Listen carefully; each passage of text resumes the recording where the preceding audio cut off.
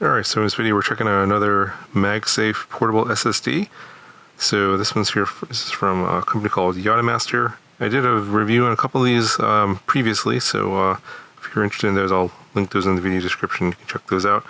This one here is only 1 terabyte though, not 2 terabytes, and it comes in also a smaller size, a 512 megabyte size as well.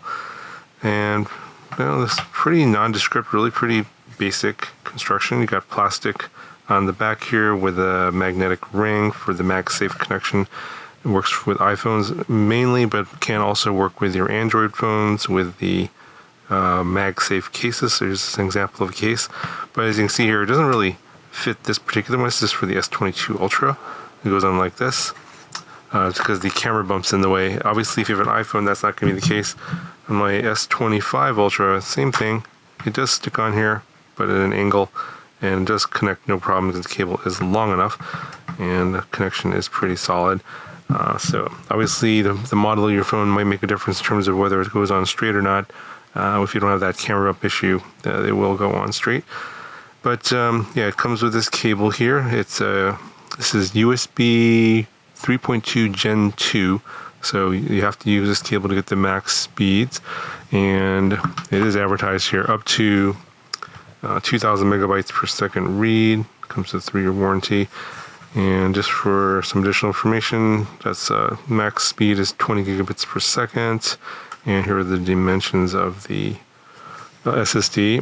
And the outer case here is some sort of aluminum, metal, CNC metal case here on the outside. So it's pretty durable. So you get the drive, of course, the USB-C cable. You get a user's manual, and then you do get this metal ring. And if you have a case that doesn't have the metal ring built into it, you can stick this on the back of your phone. It does come with some adhesive. And stick that on, and then you can then stick the SSD on the back of your phone. So who is this going to be for? I've talked about this in previous videos.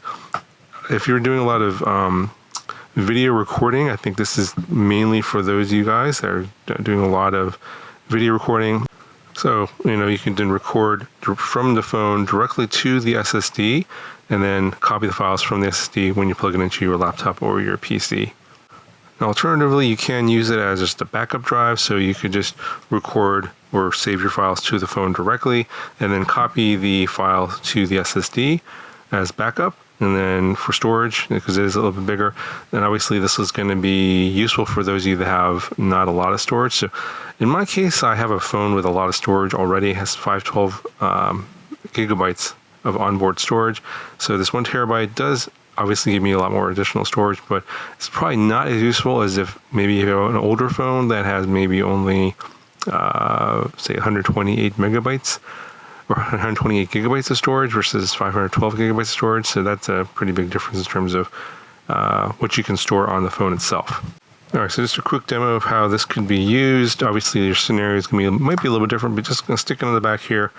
And we'll just plug it in to the bottom here, and it should be recognized as a USB drive. What you can do, if you have one of the newer Samsung phones, I think the S25 Ultra, definitely for sure. I'm not sure if the new camera app is out for the older S24 Ultras or the S23 Ultras. I'm not 100% sure about that, but on the S25 Ultra, it definitely works. You can go into your phone app and you can bring up the settings. You want to install something called Camera Assistant. So this is going to be not in the Google Play Store, but in the Samsung store. This is bring that up, and then you can then go down here, and you want to find this right here. It's called Save Videos to External Storage, and then enable that. And then so we'll go ahead and do that. Turn that on, and then exit out of here. And then when you do record your video, so let's go ahead and just go max bitrate here. We'll go to 8K 30, and we'll see that the files will be recorded directly to the SSD. You'll see there should be a light here on the drive. Yeah, you can see right there. and it is blinking. It means there's input-output going on. So you're recording directly to the SSD. Let's go ahead and stop that, and let's go and see if we can find that file to show you that it's actually recorded. And here we go. So my internal storage here is at 440 gigabytes free. It's 512 gigabytes of internal storage, but then you see here the Yotta drive, 1 terabyte right there. And then we have our DCIM folder. Camera should be, yeah, there we go. That's the file that we just saved. So that was just not a very long video file. Let's see. You hear me talking.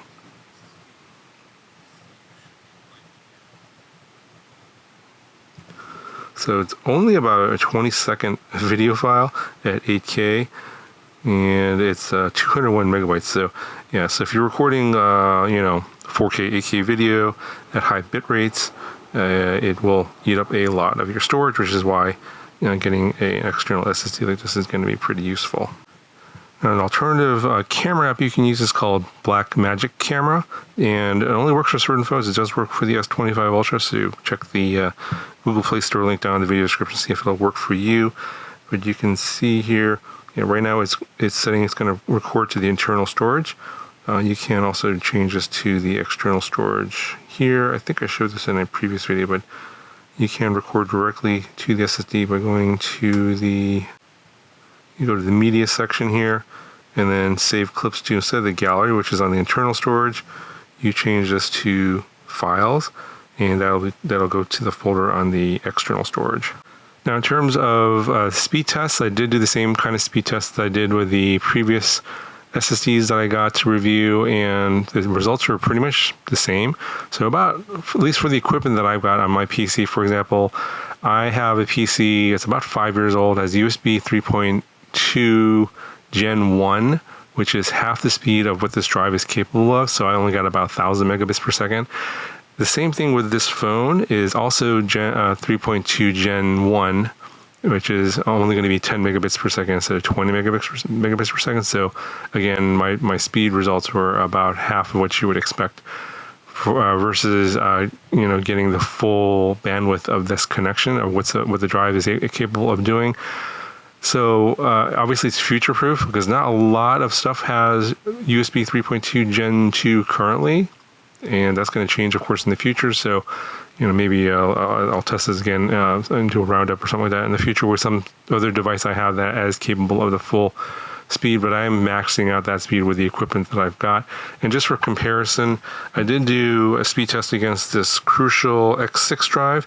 Now, this is a 2 terabyte SSD, but this is I think USB 3.0, which is that's slow. It's like 800 megabytes per second, something like that, versus 1,000 megabits per second.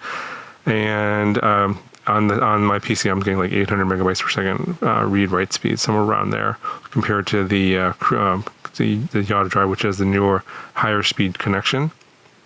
But interestingly, the Yottamaster is cheaper right now. It's $100 normally, but right now there's a $25 coupon on Amazon, so $75 versus the Crucial, which is older and slower, is currently $80. And there's no coupons for the Crucial, so something to be aware of if you're looking for a good deal. Newer technology, faster than something Crucial here, which is older and slower, and the newer one is cheaper. So that's going to cover for this video. I'll put a link to the Yottamaster down in the video description if you guys want to check it out, and I'll talk to you guys in the next one.